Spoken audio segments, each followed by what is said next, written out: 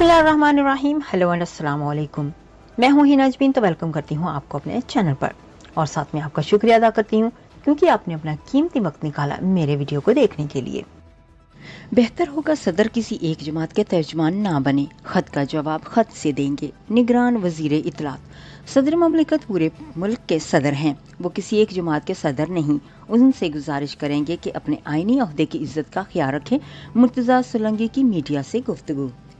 निगरान वफाकी वजीर इत्तला मुर्तज़ा सोलंकी ने कहा है कि निगरान हुकूमत आम इंतखाबात के हवाले से इलेक्शन कमीशन की मुआवनत करेगी। बेहतर होगा सदर किसी एक जमात के तर्जुमान ना बने, खत का जवाब खत से देंगे।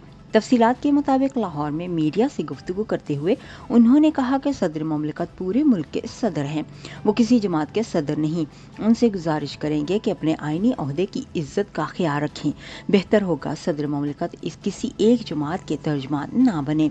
किसी एक जमात का तर्जमान बनने से सदर की इज्जत में कमी आती है और हम चाहते हैं वो ना आए। निगरान वफाकी वजीर इत्तलात ने कहा है कि इलेक्शन कमीशन अपने दिए गए निज़ाम अलौकात पर अमल कर रहा है। इलेक्शन कमीशन की मौजूदा क़यादत इंतहाई जिम्मेदार और काबिल लोगों पर मुश्तमिल है। निगरान हुकूमत आम इंतखाबात के हवाले से इलेक्शन कमीशन की मुआवनत करेगी। आम इंतखाबात के जरिए इक़्तिदार अवाम के मुंतखब नुमाइंदों को मुंतकिल होगा।